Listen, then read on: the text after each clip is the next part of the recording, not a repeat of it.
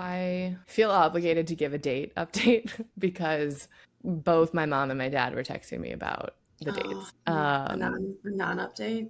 All I have to say is I went on 0 of 2 dates, both. Well, one just never planned the date. The second bailed. He's sick. The date could maybe still happen, but there's been 0 communication since, so I'm not confident. And I just need to like let everyone know this is why I'm single. Like it's not the lack of wanting or trying. So that's my update.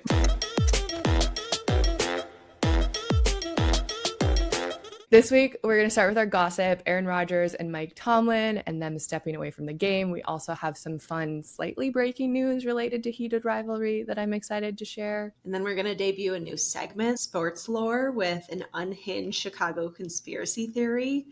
And we'll break down the latest PGA versus LIV golf drama. And then we'll wrap with our picks of the week for both NFL Round 1 and the College Football Playoff Championship coming up on Monday.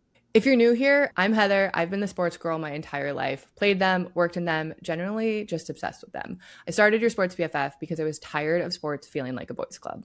And I'm Abby. I didn't grow up a sports girl. I'm here for the vibes. I ask the questions you're probably already thinking. We've been best friends for 10 years, but we see sports through very different lenses. This show lives between the two.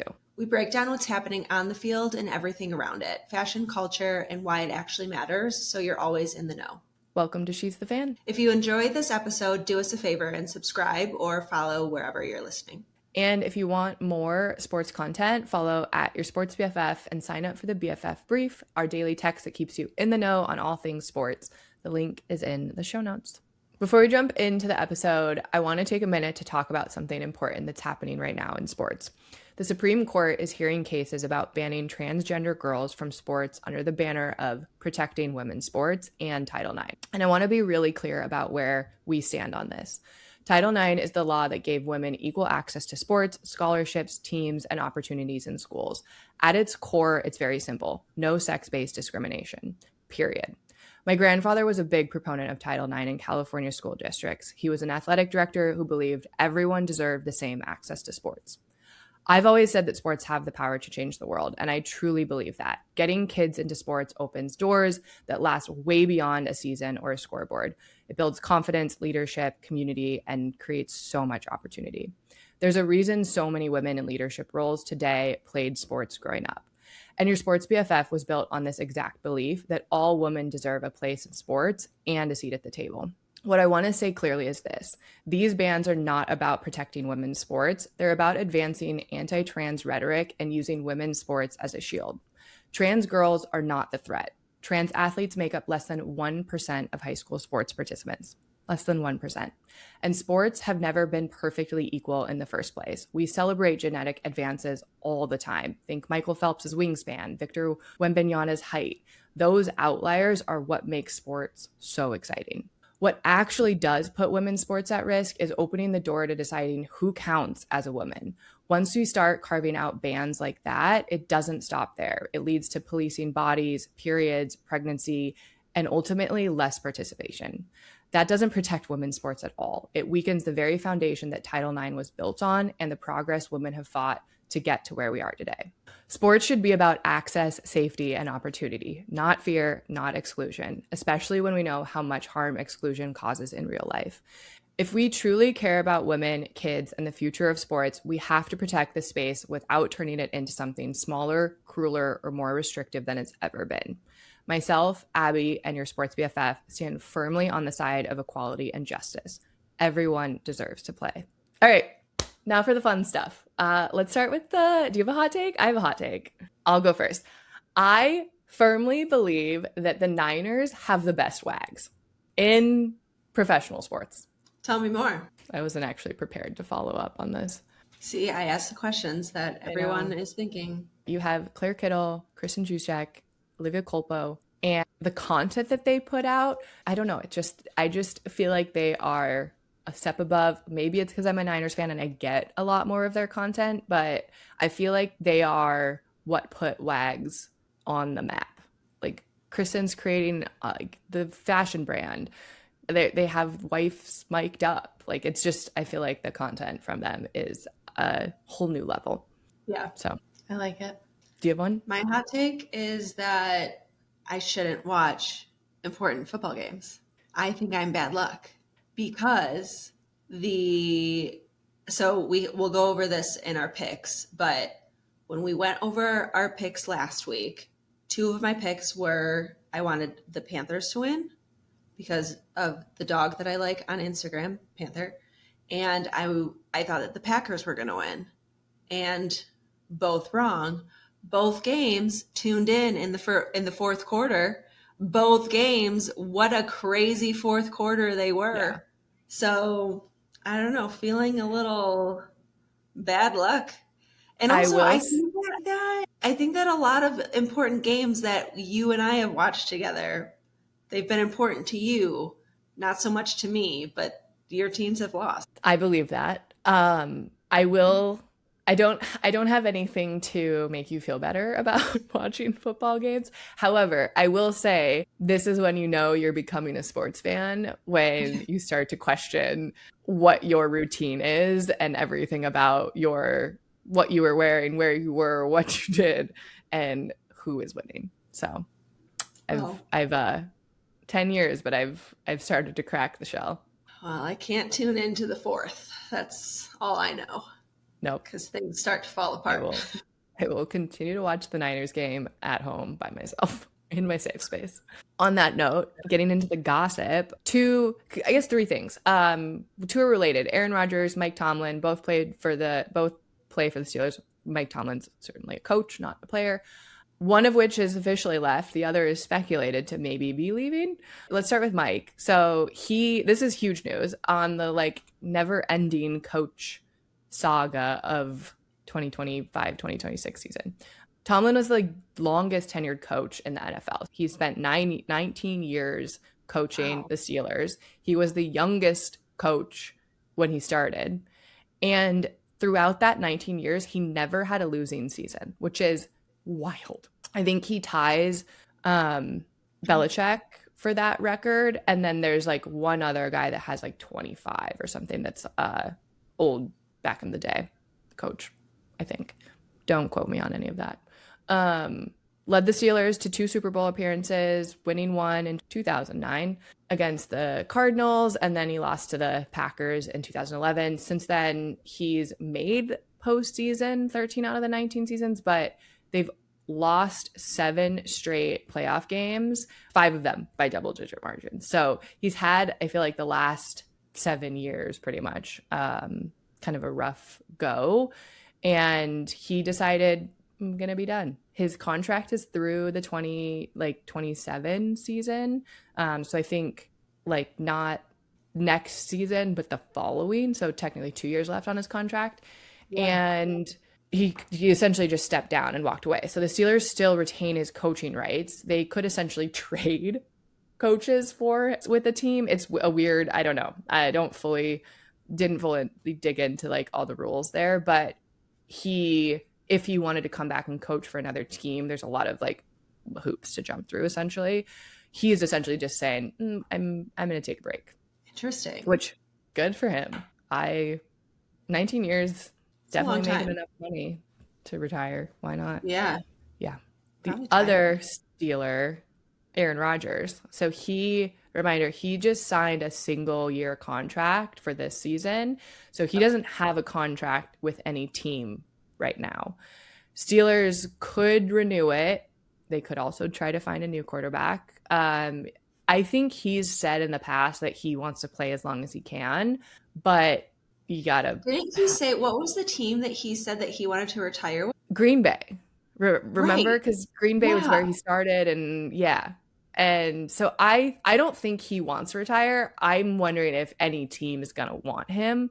He is not a bad quarterback. He has a personality. There's so much new talent coming out.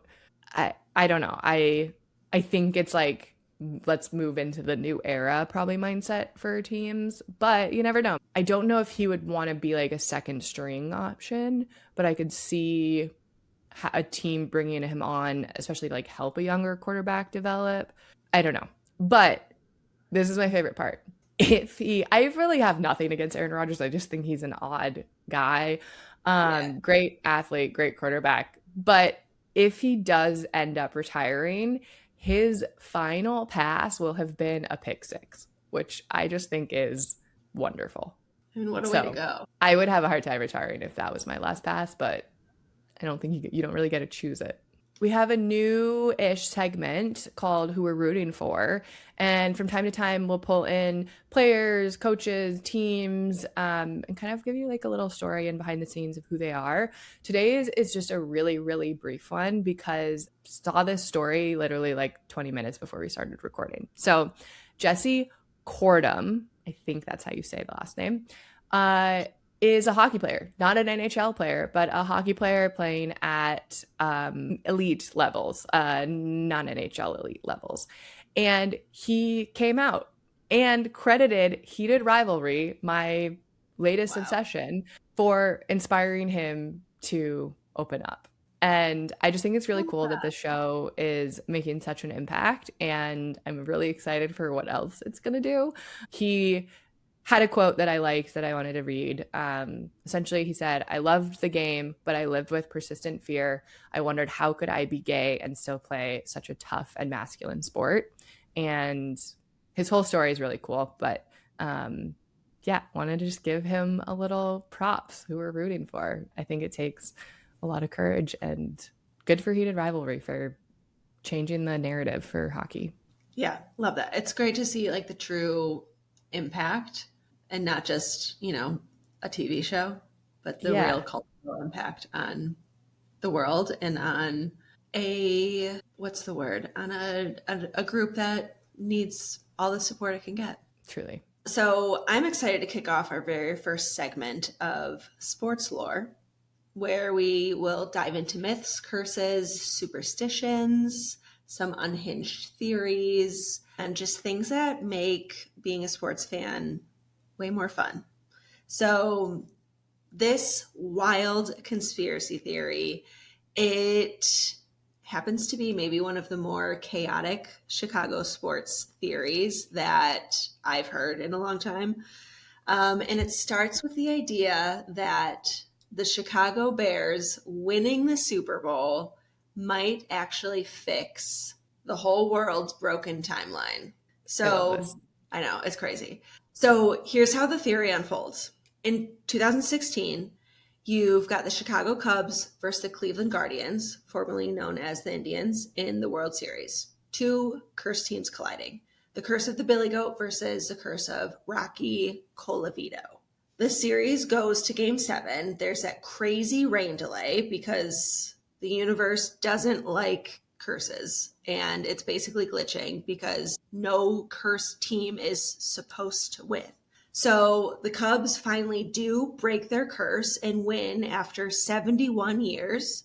And the theory is they literally rip a hole in the fabric of space and time back to 1945 when the Billy Goat curse began, which also was right after World War II, with fascism still heavy in the air and on the rise in the United States. So that tear supposedly opens a hellmouth and drops us into an alternate timeline where everything feels like a chaotic remix of the 1940s. So jump to 2025. Pope Francis dies, and the Cardinals, they enter their super secret conclave. And in this theory, they basically look around and say, what are we going to do about how effed up everything is? They consult hidden Vatican archives, run the cosmic maths, and they land on this solution. If Chicago opened the hellmouth, Chicago has to close it. And the way to do that is to bookend the Cubs title with another massive Chicago championship.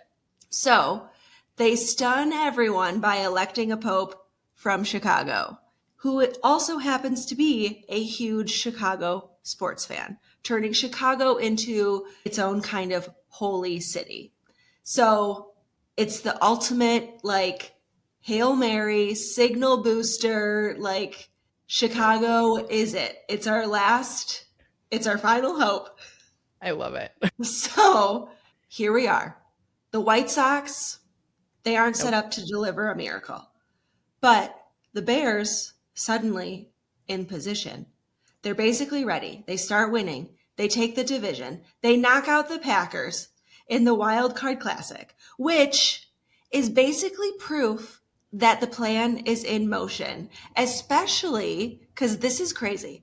The last Bears Packers postseason meeting was back in 1941 during World War II. So maybe, just Just maybe, me. the Bears winning the Super Bowl is the final act that slams the hell mouth shut and brings us back to the right timeline. It all will be right in the world and we'll be a happy little world again.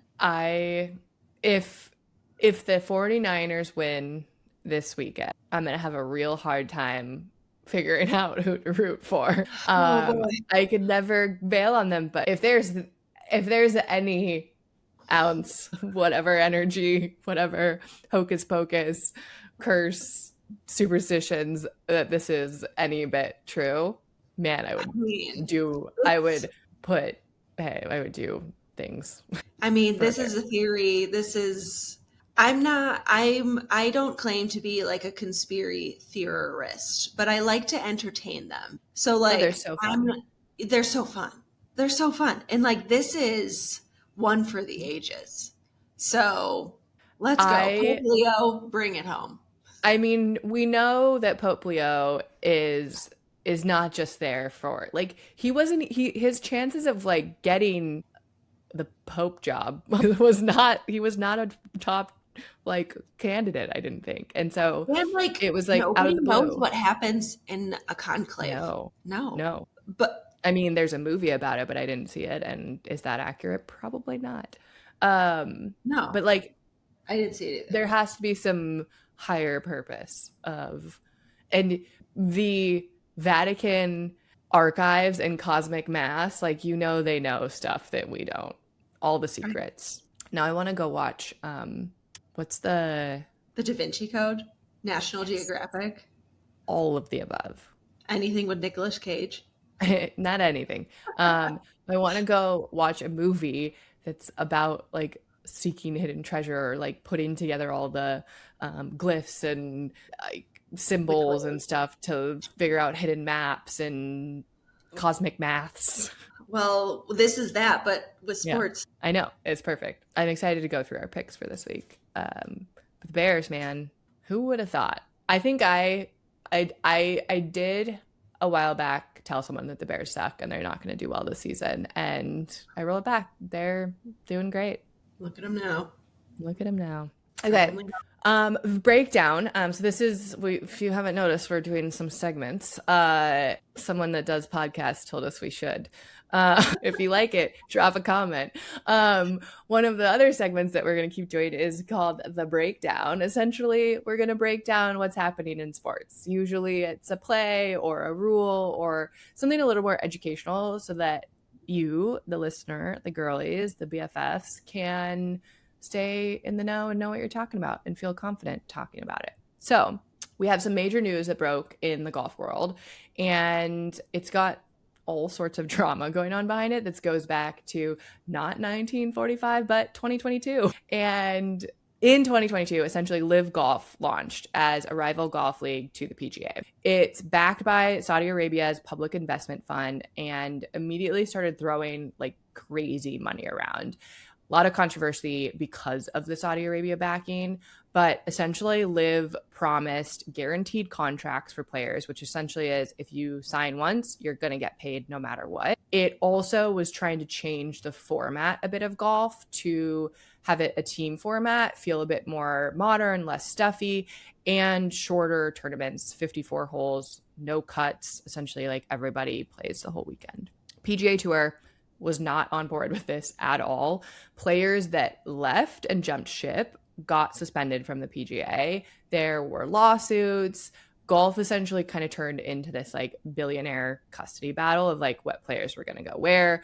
A lot of the players were very vocal about staying in the PGA and staying true, aka Rory McIlroy. So then there's Brooks Koepka, who is really like bringing all of this like back to light and all of this drama. He left for Live Golf in 2022 and was one of the guys that kind of followed the money, if you will. But it was a big deal because he was in his prime. He's a multi-time major winner. He was one of the biggest competitive names he still is one of the biggest competitive names in golf. Supposedly or reportedly, his live deal was well over $100 million. A lot of money. And he left alongside names like Phil Mickelson, Bryson DeChambeau, all of those guys leaving really made Live Golf feel real and like this could actually be a threat to the PGA. Now, fast forward to today, Koepka wants to leave Live before his contract is up and is applying to rejoin the PGA Tour for the 2026 season. He's pretty much like, my mistake, I'd like to come back. And the PGA is like, well, yes, but this has to come with some consequences. Like, we can't just roll out the red carpet and like welcome you back with open arms. Like, we're a little butthurt about it. So they rolled out a brand new policy for situations like this. It's called the returning member program. Real creative. Under this new policy, returning members will give up equity in the PGA Tour for several years, which means he will not have ownership stake in the PGA Tour's new for-profit entity, while the other players do. He will not receive FedEx Cup bonus money for the entire 2026 season. Very important distinction. This is separate from normal prize money. So tournaments always have a prize money. He can still win tournaments and collect winnings from those. He just will not be eligible for the end of season bonus pool, which can be worth tens of millions of dollars, depending on where you land in the rankings.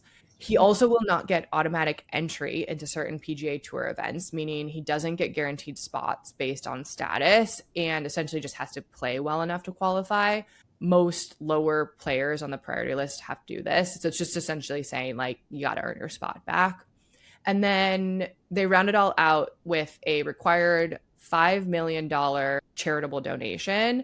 Both him and the PGA will determine where that money goes. So he gets a say in where it's getting donated, which let's remind everyone about that $100 million paycheck from Live Golf. Not terribly difficult guidelines of like what it takes to come back, but just a nice little kind of like slap on the wrist in the grand scheme of things. He shouldn't have any issue qualifying and getting entry and all these things. But when you add it all up, the total opportunity cost is upwards of $80 million that he could be losing on based on like the missed bonuses and equity value. So all in, he's up 100 mil, but then out, he's really only up 20 mil, which I don't know. I would take it. The best part, and this is like so hilarious to me, is the PGA director, I'm not confident that that's his title, but the like head honcho at the PGA put out a statement kind of announcing this and essentially said the returning member program is specifically for elite players, i.e. you have to have won a major or the players over the last 4 seasons and have left for a rival league. That essentially means there's 4 players that fit that criteria: Koepka, John Ram, Bryson DeChambeau, and Cameron Smith. From there, the leadership said, this is a one-time defined window and does not set a precedent, aka once this closes, there's no promise that this option will be offered again. So those 3 other guys have till February 2nd to determine if they want to jump ship back to the PGA, all of which have said they're committed to Live. So like, nice try, PGA, but I just thought that was like a funny little touch at the end, essentially saying like, we're doing this, but like, we're not going to do it forever and you should take it while it's on the table. And this is your last chance. There's no guarantee. One exception and one exception only. Yeah, I thought that was funny. And I thought it was just funny that it's like 3 players are eligible outside of Koepka. Yeah. So some drama.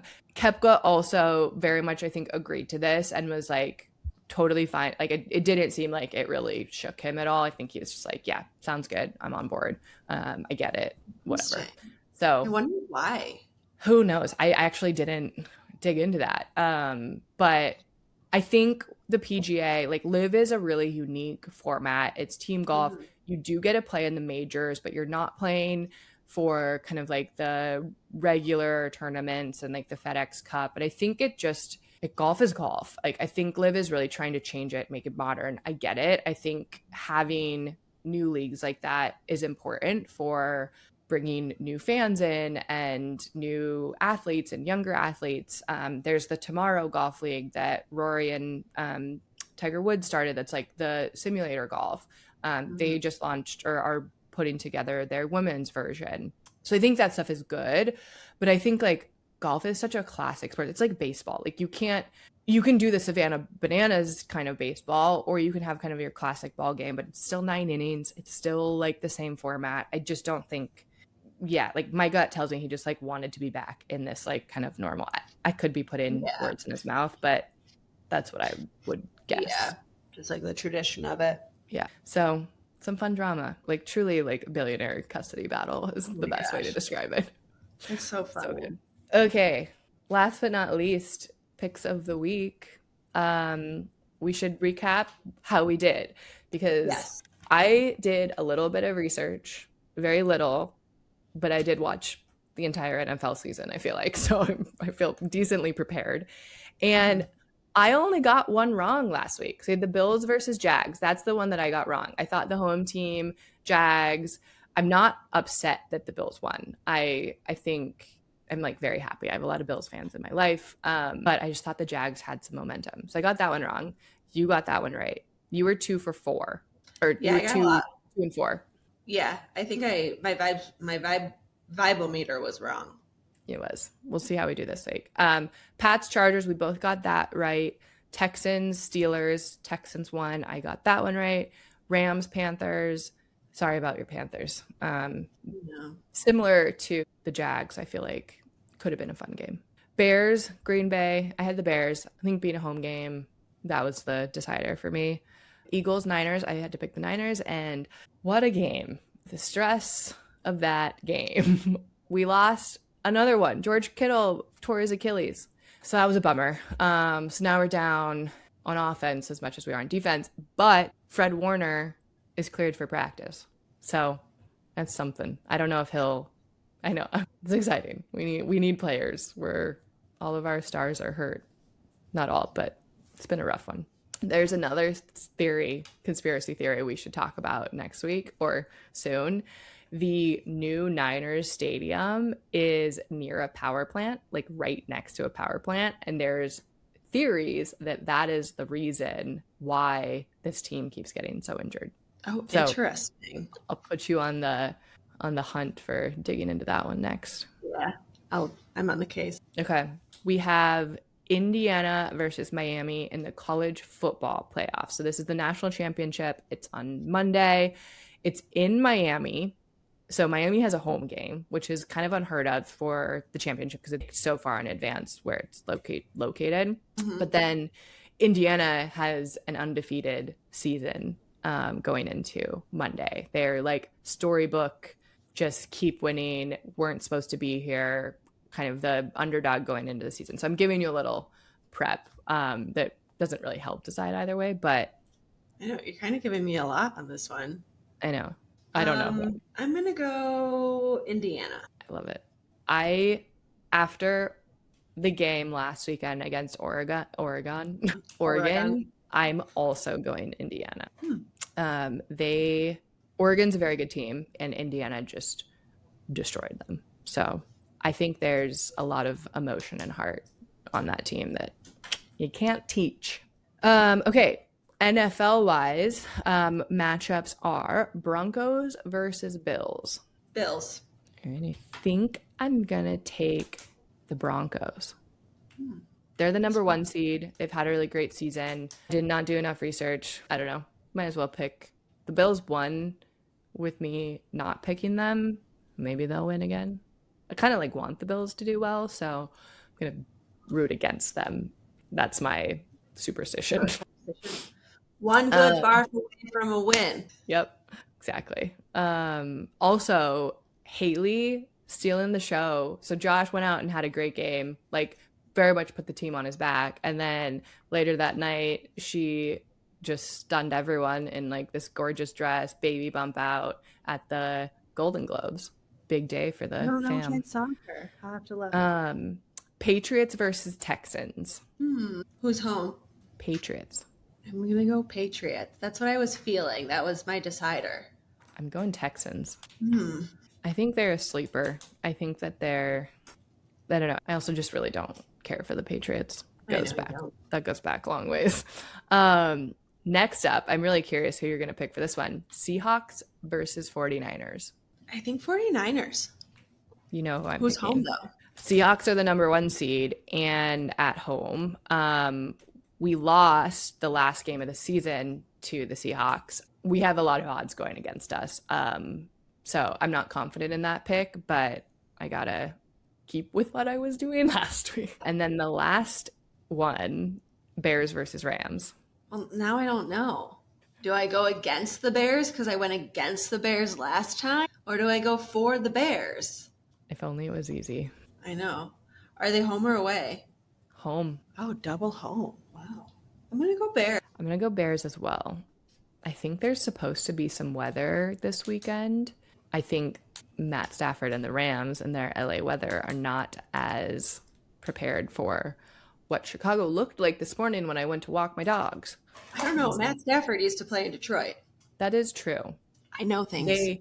You do know things. I saw something where they don't have a good record in weather. I think the Bears need to not leave it to the last minute. It would be great. That would be great. Alrighty. That's it for today. Picks.